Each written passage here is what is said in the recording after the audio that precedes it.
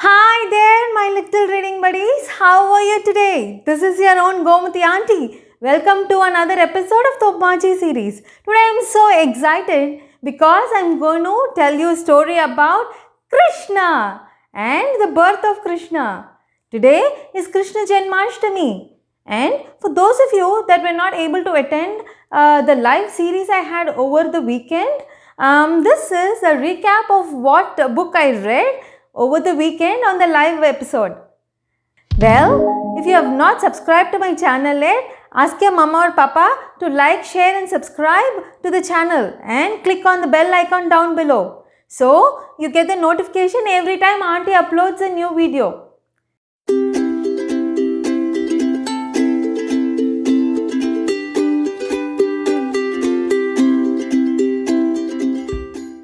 Now, without further ado, let's jump on to Amma, Tell Me About Krishna, written by Bhakti Mathur and illustrated by Maulshree Somani.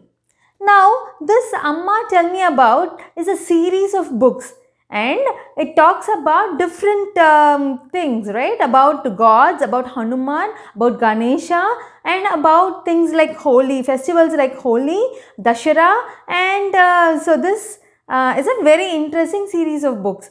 If you have not checked out the other books in the series, please go and check it out. And in this book, we have two main characters, right? Klaka and Kiki. Klaka and Kiki are, asking their Amma to explain different things that they see around them. And that's how these books are written. Okay, let's read on. Amma, tell me about Krishna. Alright, the first page has a shloka from the Bhagavad Gita. So let's start with that. Okay? Yada yada hi dharmasya glanir bhavati bharata abhyutthanam adharmasya tadatnaman rajamyaham. Wherever a decline of righteousness and the predominance of unrighteousness prevail, at that time I manifest myself, O descendant of Bharata. This is a shloka that Sri Krishna tells Arjuna in Bhagavad Gita. Now let's read onto the story. Amma, tell me about Krishna. One by one, the boys climbed, forming a pyramid firm and tall, till they reached the small earthen pot, hanging high up from the temple wall. Klaka was the last to go and carefully he climbed. His reaching the top was now all that mattered. He made it and then a mighty swing of his stick and there! The little earthen pot was shattered. A loud cheer rose from the watching crowd. The temple erupted with joy and mirth. For this tradition is a highlight of Janmashtami, the festival that celebrates Krishna's birth. Klaka and Kiki had barely slept the night before. For weeks, they had looked forward to this day. They reached the temple early in the morning. So much to do. A bit of work, but mostly play. They had helped paint the marks of tiny feet on the floor as though baby Krishna himself had walked into this very temple not long ago. They then helped bathe an idol of baby Krishna in fresh milk, placed it in a golden cradle, dressed in beautiful yellow silk. One by one, Klaka and his friends took turns to rock the cradle gently by pulling a string attached to it, lovingly and ever so carefully. Finally, the hour of Krishna's birth arrived. The temple bells tolled to strike midnight. Tong! Many broke out in songs of Krishna's glory, while others danced to show their delight. After the festivities were over, as Amma tucked Klaka into bed, "I am not sleepy at all, Amma. Tell me about Krishna," he said. "All right, then listen carefully," said Amma. "My grandmother used to tell me this story about how Krishna was born, of his great deeds and his rise to glory.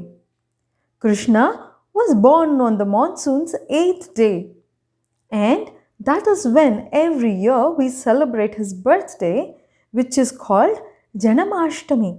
For Janam means birth and Ashtami means 8. A long, long time ago, terror had come to the once great kingdom of Mathura. Ever since evil Kansa usurped the crown from his father, the noble king Ugrasena, there was fear everywhere, destruction, death, and pain. No good citizen was safe under wicked Kansa's evil reign. Desperate, the people turned to the god Vishnu, prayed to him to bring Kansa's reign to an end. Vishnu heard their prayer and thus proclaimed, "To end Kansa's rule, to earth I will descend." Soon after, as Kansa's sister Devaki was wedded to the noble king Vasudev, a stroke of lightning flashed through the sky, and a voice spoke out a prophecy so grave. "Listen, O wicked Kansa! Know now that your end is near. The 8th child of Devaki will kill you and rid Madhura of your reign of fear." On hearing this, Kansa seized Devaki, drew his sword and raised it to kill her. "My end will never come," he said, "if I kill you now, my little sister." Vasudev pleaded with him. "Kansa, spare your sister's life," he said. "I promise I will hand you our children. Do with them what you please instead." Kansa agreed, but had Devaki and Vasudev chained and locked up in a dark prison cell. Their first 7 children were taken on birth. For the poor parents, it was like time in hell. Finally, it was time for the 8th child's birth. But what were Devaki and Vasudev to do? Kansa had doubled the gods on watch. How? But how could the prophecy come true? Then, on the monsoon's 8th day, at the very stroke of midnight, a beautiful baby boy was born to Devaki, lighting up the prison with a godly light. A divine voice rang out and said, "Vasudev, your troubles are at an end. Take this child across the Yamuna river to Gokul, where lives Nanda, your friend," said Ummacchi Krishna. Lo and behold, Vasudev's chain came undone. The prison locks fell open on their own stead. The gods fell to the ground in a deep sleep. A light appeared to mark Vasudev's path ahead. In wonder, he picked up the baby and walked out into the stormy night. He reached the Yamuna. But how could he cross? How could he follow the magical light? He held up the baby over his head, bravely stepped forward, and then had a shock. For suddenly the mighty Yamuna parted. revealing a path on which he could walk. From the river emerged a huge serpent, the heavenly Seshnag, whose giant head formed an umbrella over father and son, as through the parted Yamuna they tread. Vasudev reached Nandagopal's house and found a newborn girl lying next to Yashoda, Nandagopal's wife. He picked up the girl and laid his son in her place. And as he left, he prayed for the boy's safe life. Vasudev took the baby girl back to Devaki. The gods awoke with the baby's cries. Quack, quack, quack. The baby cried. They ran to Kansa with the news of the birth, and he rushed there to see it with his own eyes. He snatched the baby from Devaki and flung her against the wall with a screech.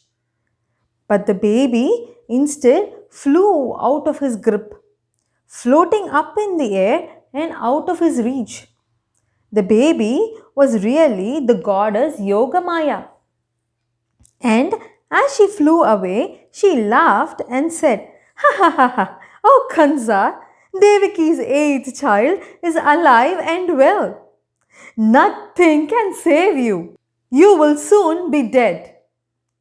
Mad with rage, Kansa ordered his soldiers to seek out all newborns far and wide. But Devaki's eighth child was safe in Gokul. Kansa's effort to find him were all denied. When Yashoda awoke the next morning, she took the sleeping boy to be her son. She fell deeply in love with him that instant, naming him Krishna, one who attracts everyone.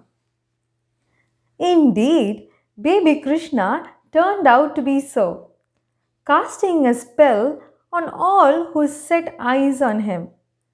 The villagers of Gokul rejoiced in his birth, ready to pander to his every whim. So, that, my dear Klaka and Kiki, is the story of how Krishna came to be. Wait for another time to find out whether he could fulfill the divine prophecy. End of story. I hope you liked reading about Krishna's birth. How interesting, right? Krishna was born inside a prison, and how he was carried by Vasudev in a stormy night, in rain. But thankfully, the Seshnag, Adi Seshan, that's what they call him, he formed a umbrella for Krishna and Vasudev. And how Yogamaya was taken back to the prison, and how she escaped Kansa's cruelty, right?